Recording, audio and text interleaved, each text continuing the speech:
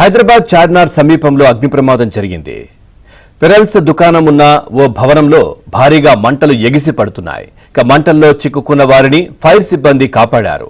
అగ్ని ప్రమాదంలో 15 మందికి గాయాలైనట్లు తెలుస్తా ఉంది. భారీగా పొగ కమ్మేయడంతో స్థానికులు ఇబ్బంది పడుతున్నారు.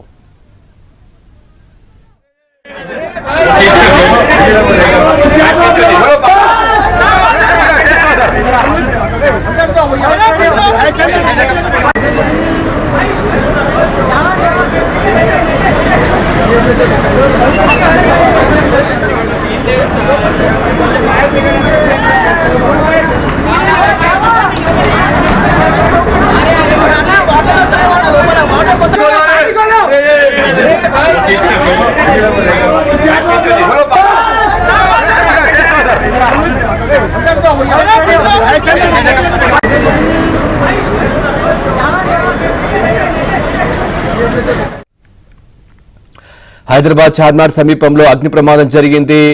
ముత్యాల దుకాణం ఉన్నటువంటి ఓ భవనంలో భారీగా మంటలు ఎగిసి పడుతున్నాయి.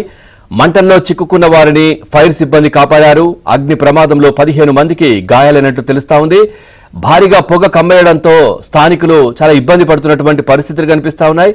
కొద్దిసేపు ఏం జరిగిందో తెలియనటువంటి పరిస్థితుల్లో పూర్తిగా అందరూ బయటకు వచ్చి ఆహాకారాలు చేస్తున్న దృశ్యాలైతే మనం చూస్తా ఉన్నాం. ఓవరాల్గా ఈ అంశానికి సంబంధించి మరింత సమాచారాన్ని మా క్రైమ్ కరెస్పాండెంట్ శశి అందిస్తారు. శశి, ప్రజెంట్ సిచ్యువేషన్ ఏంటి? ఫైర్ ఫైటర్స్ అయితే అక్కడ రెస్క్యూ చేస్తున్నట్టుగా తెలుస్తోంది. ఇప్పుడు ఎలా ఉంది పరిస్థితి? పోలీస్ స్టేషన్ పరిధిలో భారీ అగ్ని ప్రమాదం సంబంధించింది. ఒక భవనంలో మంటలు ఎగిసి పడుతూ ఉన్నాయి. ఆ భవనంలో పలువురు చిక్కుకున్నట్టుగా ఫైర్ సిబ్బందికి సమాచారం ఉండడంతో వెంటనే ఘటనా స్థలికి చేరుకున్నారు. మంటలను అదుపు చేసేటటువంటి ప్రయత్నం చేశారు. అయితే ముందుగా స్థానికంగా ఉండేటటువంటి ఫైర్ ఇంజన్లు ఘటనా స్థలికి చేరుకుని మంటలను ఆర్పేటటువంటి ప్రయత్నం చేశాయి. అవి సరిపోకపోవడంతో మిగతా ప్రాంతాల నుంచి వచ్చినటువంటి ఫైర్ ఇంజన్లు కూడా సుమారుగా 10 ఫైర్ ఇంజన్లు ఉన్నట్టుగా ప్రస్తుతం మనకు అందుతున్నటువంటి సమాచారం. అయితే ఒక భవనంలో ఈ మంటలు ఎగిసి పడుతున్నాయి. అదంతా కూడా రెసిడెన్షియల్ భవనం. కింద ఒక దుకాణం ఉంటుంది. ఆ దుకాణం పైన చాలా మంది నివాసం ఉంటూ ఉంటారు. సుమారుగా 30 మంది వరకు కూడా పైన ఉంటారంటూ కూడా తెలుస్తోంది.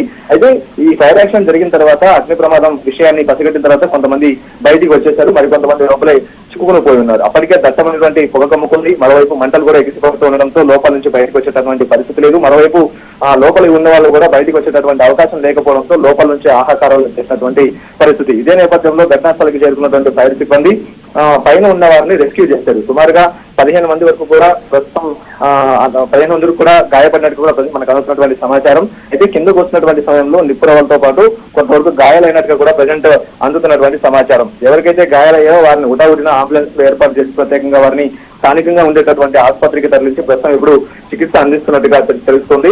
బిల్డింగ్ లోపల సుమారుగా 30 మంది వరకు కూడా ఉన్నట్టుగా ప్రజెంట్ పోలీసులు ఆ తర్వాత స్థానికంగా ఉన్నటువంటి ఫైర్ సిబ్బంది కూడా చెప్తూ ఉన్నారు. ప్రమాదంలో ఆ బిల్డింగ్ ఉన్నటువంటి ఆ ప్రమాదం జరిగినటువంటి బిల్డింగ్ లో సుమారుగా 4 కుటుంబాలు కూడా నివాసం ఉంటాయంటూ కూడా తెలుస్తుంది. అయితే క్షతగాతులకు సంబంధించినటువంటి సంఖ్య ఇంకా క్లారిటీ రావాల్సినటువంటి అవసరం అయితే ఉంది. ఇప్పటివరకు కూడా ఎవరు మృత్యు అంటే పడినట్టు కానీ ఎక్కడా కూడా దాఖలాలు లేవు. కేవలం గాయాలైనట్టుగా తెలుస్తుంది. రెస్క్యూ క్రమంలో కావచ్చు, వారు బయటికి వచ్చేటటువంటి క్రమంలో కావచ్చు ఈ గాయాలైనట్టుగా ప్రజెంట్ తెలుస్తుంది. సో గాయాలైన వారిని మాత్రం ఆసుపత్రికి తరలించి ఇప్పటికే చికిత్స అందిస్తూ ఉన్నారు. ఇంకా మంటలు అదుపులోకి రాలేదు. మంటల్ని అదుపు చేసేటువంటి ప్రయత్నం ఫైర్ సిబ్బంది చేస్తున్నారు. అంటే దట్టమైనటువంటి పొగలు మరోవైపు కమ్ముకున్నాయి. ఈ పొగలు కమ్ముకుని ఉండడంతో చుట్టుపక్కల వారు కూడా ప్రజెంట్ ఇబ్బందులు పడుతున్నటువంటి సందర్భం.